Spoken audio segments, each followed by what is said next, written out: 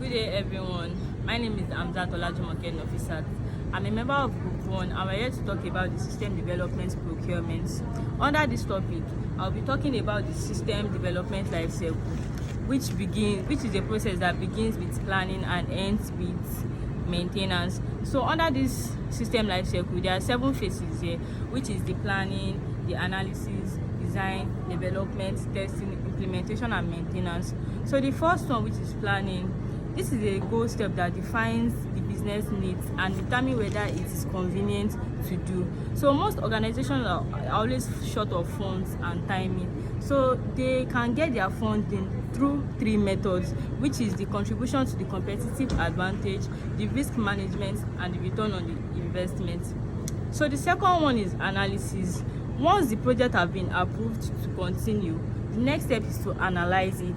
So during this requirement analysis, the stakeholders are there to identify what the system will need and then prioritize them. The analysis will develop a clear understanding of the processes by using a diagram and making it understandable to the stakeholders. So that's that on analysis. The second one is the design.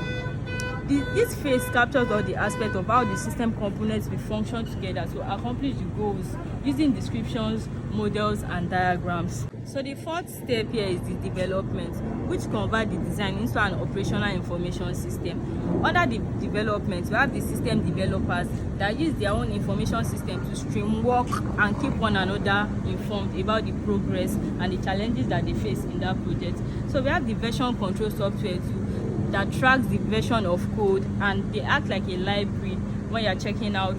They use the procedure of checking out library for the developers not to overwrite one another's project. So the fifth method here is talking about the testing.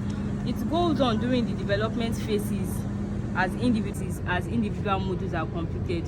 When the systems have been completed, it undergoes more rigorous testing to show that it is not just individual, but it is the entire system that works smoothly. So there are different methods where you can test your information system and description. There are the limit testing, the system testing, stress, parallel, and integration and acceptance testing.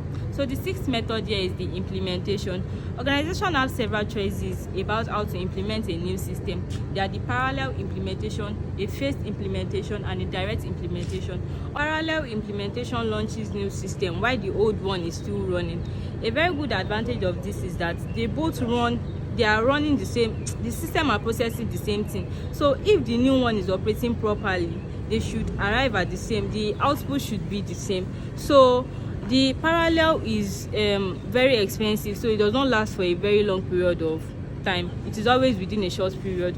So a phased implementation launches module in phases rather than at once. So the direct implementation of the old system and launches a new one, which is sometimes called a big bang. And the last method under the phases is maintenance. So as the implementation settles, the system moves into a maintenance system. Maintaining it means when you are fixing bugs. Good day, my name is Alo Emmanuel Adekunle, and I will be describing the 3 major software development strategies. The first is the waterfall method, the second is the iterative methods, and the third is the agile software development. I'm going to explain them all. The first now is the waterfall method. This method deals with systems development lifecycle tasks which occur sequentially with one activity starting only after the previous one has been completed. The second, which is the iterative methods. In my research, I was able to find about 3 under the iterative methods. The first is the use of strategies that compress the time horizon for software development, partly to reduce the impact of changing business needs and the resulting network. The second is to focus on the time available until the next release, and the development team determines how many of the requirements it can deliver in that time frame. The third one, which is the last under the iterative methods, is the rapid application development. This is a method in which developers quickly bring up prototypes to share with end users, get feedback, and make corrections before building the fully functional version. Now, the last under the software development strategies, which is the agile software development.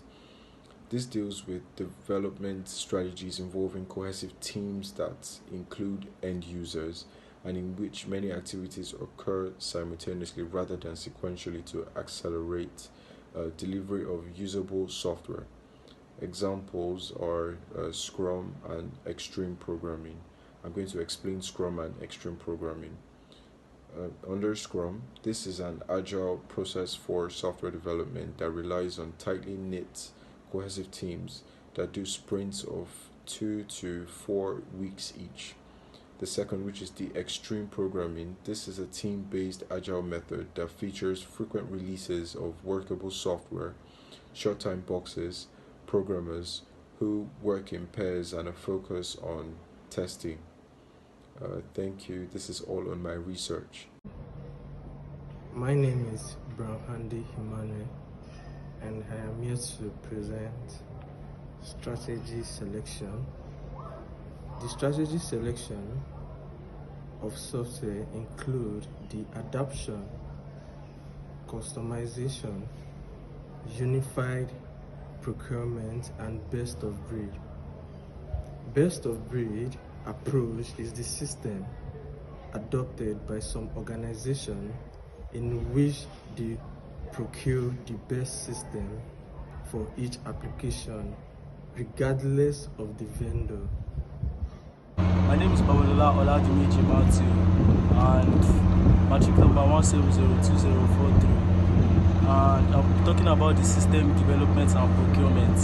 My topic is on buy versus build. First of all, as commercial software companies tend to add more features and reduce licensing costs, this makes organizations interested in the buy feature, and that's why they invest. That's why they are interested in the buy feature. Then we move to the pros and cons. When they add more feature, when they focus on adding more feature, and it makes that's for the advantages. The disadvantages, it makes the price for the buy feature very expensive. And when we're talking about the development deals with the competitive advantage.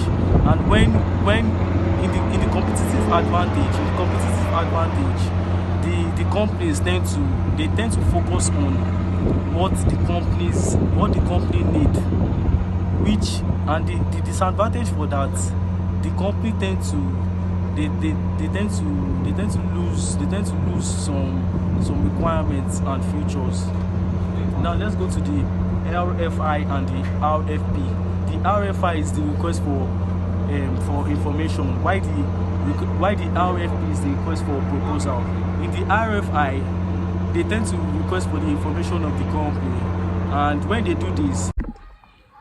Hello, my name is Osho Samuel Additional. I'm here for the FBA 311 presentation for the system development life cycle. That is the topic, and I'm talking about human elements on how it affects the system development life cycle and procurement. So there are two people we have to talk about here. I have to talk about the cross-functional team and the senior manager. These are the key people. The cross-functional team is talking about the people from different teams, the accountants, the finance manager. I'm talking about the marketing manager too. There might be a little confusion. The marketer might be able to communicate well with the IT department on how the customer's satisfaction, what he wants. Do you understand? And the IT too might be able to communicate well with the marketer, because they are all from different field. That is why there's the second important people, the senior manager are here. They are the ones that are to make sure these people they understand each other. So that is the order for this. And we have the change management, which is an important ingredient in system implementation. It is an effort that requires significant attention from this senior manager.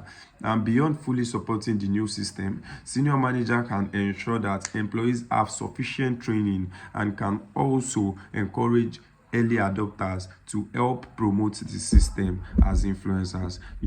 Like the marketing team, as soon as they come, they have to like make a way to like both of them to understand themselves, so the progress of the organization can like go well. So the ease in which some of these are purchased and implemented could lead to employees in different departments adopting separate solution and creating huge dope in a system with no intention. If there is no collaboration or a good understanding between each department, they might be the department might trying to be productive, but they might be being productive in the wrong way.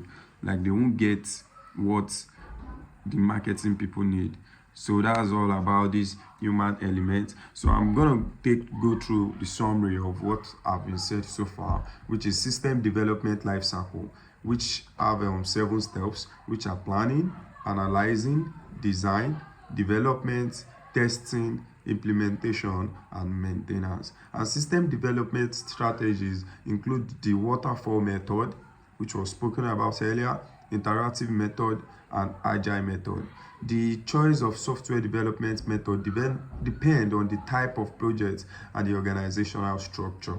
The decision that whether the organization should build or buy a system is if the rate is 75% of the organization requirement, then the organization can try to buy it. But if it is not up to 75%, it can cover like 75% of the requirement of the company to get that particular system in the company. Maybe it's maybe getting a QuickBooks software, for example. The QuickBooks should be able to like solve like, let's say, 75% of your problem before you can even consider using that kind of software. So if it can't, it is better for the organization to just build. And the human element, which I explained earlier, is partly one of the important factors that they have to work together in the society between the cross-functional team and the management team. Thank you so much.